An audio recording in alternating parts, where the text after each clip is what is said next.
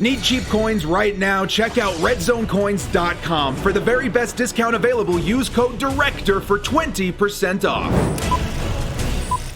Yo, brothers, what's up? It's the Director. Chargers fans, we got ourselves a pretty serious opponent here in Week 4. After a 1-2 start to the season, the Chargers are looking to turn things around against one of our toughest matchups so far. Justin Herbert's Los Angeles Chargers will go head-to-head versus Tom Brady's Tampa Bay Buccaneers. And honestly, I'm nervous, but optimistic. Because if you've been a Chargers fan for a long time, you'll understand this statement. The Chargers often drop games that we're supposed to win, and win games that we're supposed to drop, at least in the eyes of the sportscasters. Last week, the Chargers dropped another game versus Carolina, a game that a lot of people had us projected to win. So according to our formula, Chargers should win this one, right? Well, as much as I wish it were that simple, it's really not. This is gonna be a very tough matchup for the Chargers. There are several things that the Bucs have that the Bucs do that perfectly counter what the Chargers don't. And I'm honestly very worried about Justin Herbert in this game. And yes, this is in regards to the Chargers'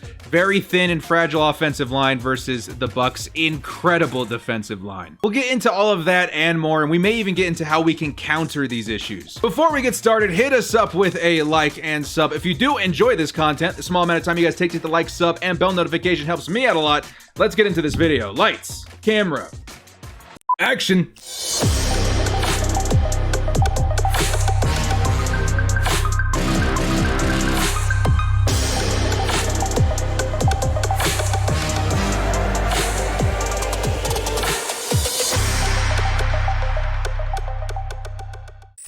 The Chargers are headed to Tampa to take on the 2-1 Buccaneers. And this is going to be a very tough one, specifically for our quarterback, Justin Herbert. But first, as we always do, let's go over the injury report and see who's suiting up this matchup. Joey Bosa appeared on the injury report yet again, but he did practice in full on Friday. There are quite a few players out of this game though, guys, and I really do need to tell you, it doesn't look good out here. Tyree St. Louis, Storm Norton, Rashawn Jenkins, all questionable to play. Mike Williams and Tyrod Taylor are out. Probably the biggest ones on this report are Brian Bulaga and Trey Turner. We're gonna go over why that's a really bad thing in here just a second, but let's also take a look at the Tampa Bay Buccaneers. They're gonna be without Leonard Fournette and Chris Godwin with a questionable Scotty Miller, but I'm thinking that Scotty Miller is probably gonna play. Other than that, it looks like that's it for the Bucs. Now that we've gone over injuries, let's get into the thick of this matchup. I want to start in my biggest point of this video. What is Justin Herbert gonna do against the stout Buccaneers defensive line? Guys, this is probably the best defensive line in football. Let's break down the kind of things that Justin Herbert's gonna need to watch out for. First off, Ndamukong Suh. Most of us know who Suh is. This guy's been a beast in the league for a long time. His size and strength are really hard to contain. He's the kind of player you're gonna want to double team in most situations. Yeah, I don't like it. Next up is Vita Veya. Pretty much a more agile version of Ndamukong Suh at nose tackle. Since Vita Veya has entered the league, he's been a hulking force in the middle of this Bucs defensive line. Again, the kind of guy you're going to want to throw multiple blockers at due to his size and strength. And as I said, he's much more agile than you would think. Veya is going to be a problem all game. Luckily, Dan Feeney has been one of the bright spots on this Chargers line, so there's at least some hope there. Next up, let's talk about Jason Pierre-Paul. How many players do these guys have? Now, JPP was listed on the injury report, but he's likely going to play. He's a very tough guy. And even though he's likely playing in the twilight years of his career, he's still producing at a pretty high level. Last year, racking up 8.5 sacks in 10 games, and then 12.5 sacks the year before. If he plays, he's going to be another force we have to watch out for. And lastly, let's talk about Shaq Barrett. Okay, this is getting ridiculous, right? Having to face the previous 3 players would alone make anybody nervous, but add to that the league leader in sacks last year. Yeah, that's why I'm worried about Justin Herbert. Shaq Barrett posted 19.5 sacks last year, and it doesn't seem like he's slowing down. We really need to treat this as if we were playing Von Miller this week. He's that good. Time out. I think this is good a time as any to tell you guys that my merch store has officially launched. You guys looking to stay frosty? Pick up a Stay Frosty Frosty shirt or even hoodie. You want to greet every person you meet without having to say anything? Yourself up a Kyoto t-shirt. Finally, you want people to think you're important? Pick up one of these crew shirts with crew printed on the back. People will think you're a damn professional. Join my crew and hit up the link in the description. All right, hit play. Even if we had a decent offensive line, I'd be very worried about this matchup. And not to mention, this is a team that isn't afraid to rush 6 or 7 at any given time. So who do we have between them and Justin Herbert? Sam Tevi? Maybe Forrest Lamp and Dan Feeney?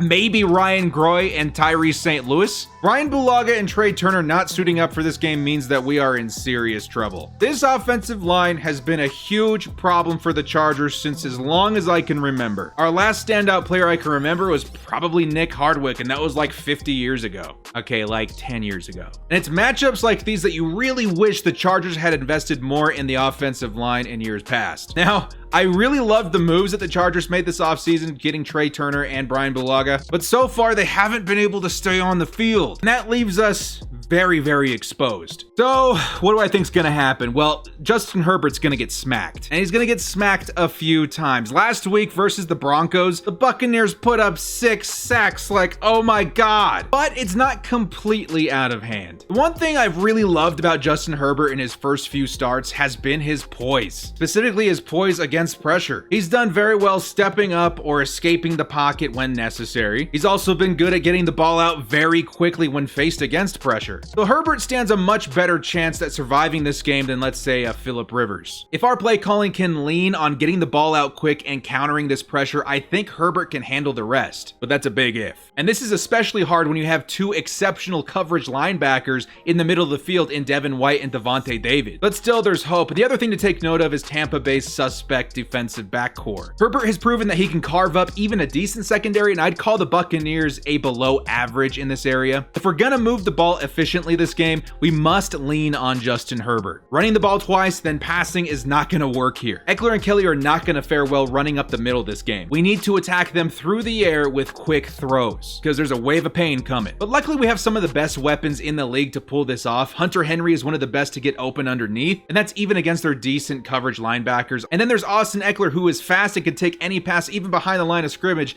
down for a touchdown or big yardage. And finally, our best hope this game is gonna be Keenan Allen. Keenan Allen's gonna have a day against this team, throwing everything he's got against his secondary, trying to get open quick and often. I do expect there's gonna be a lot of instances where Justin Herbert is just gonna have to trust that Keenan is open and let it rip. But ultimately, Herbert has shown poise and the ability to find the open receiver. Even more so, he always checks down when there's nobody open and the pocket collapses. Getting the ball to Keenan, Eckler, even Henry has to be the entire offensive game plan this week, especially with Mike Williams out for this game. We can do this, but our coaching, more specifically from our OC, is going to have to be on point this week. And our defense is going to really have to step up to give us a chance. Now I'll briefly talk about Brady and his offense as well. Luckily, Fournette and Godwin are out. This is big as they're 2 of their best players on offense, but we'll also need to worry about Mike Evans, OJ Howard, Ronald Jones, Scotty Miller, and maybe even Gronk. Still, I do think the Chargers defense can take them. I think they can take almost any offense in this league. But still, my biggest worry this game is probably going to be OJ Howard. But if we can keep pressure on Brady, honestly something I think Joey Bosa is striving for, I think he does want to add another Brady sack to his resume. I think we can contain them. But really, it's all going to come down to if the Chargers can keep up offensively. Brady is going to score some points.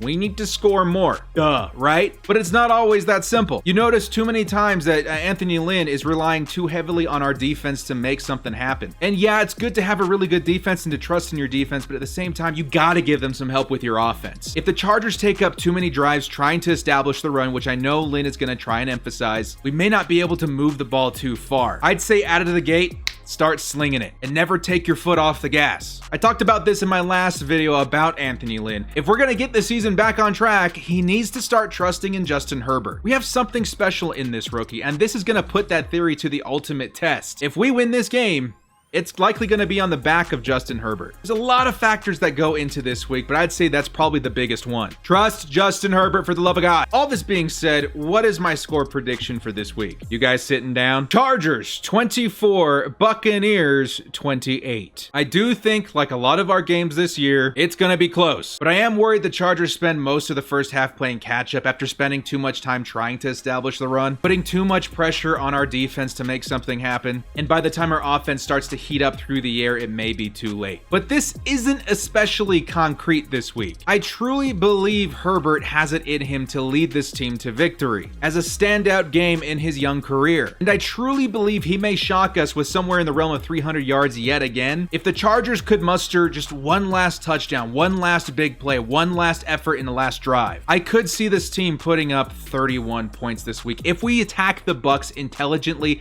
and ruthlessly. But ultimately, we'll have to wait and see. Guys, that's all I've got for this Week 4 game preview. Let me know your comments in the comments section below. Do you think the Chargers stand a better chance than what other people are saying, maybe even what I'm saying? Or do you think this is too much for the Chargers, too many injuries, bad offensive line, and we're in for a very rough game on Sunday? Still, guys, I always believe in these Chargers. I think if we play this intelligently, we may just shock the world. Because again, that's what we're good at. Losing the easy ones, but winning the tough ones. Well, guys, thank you so much for joining me. This has been The Director. Like and sub on your way out if you did enjoy this content. We'll see you next time, and as always, bolt up and stay frosty.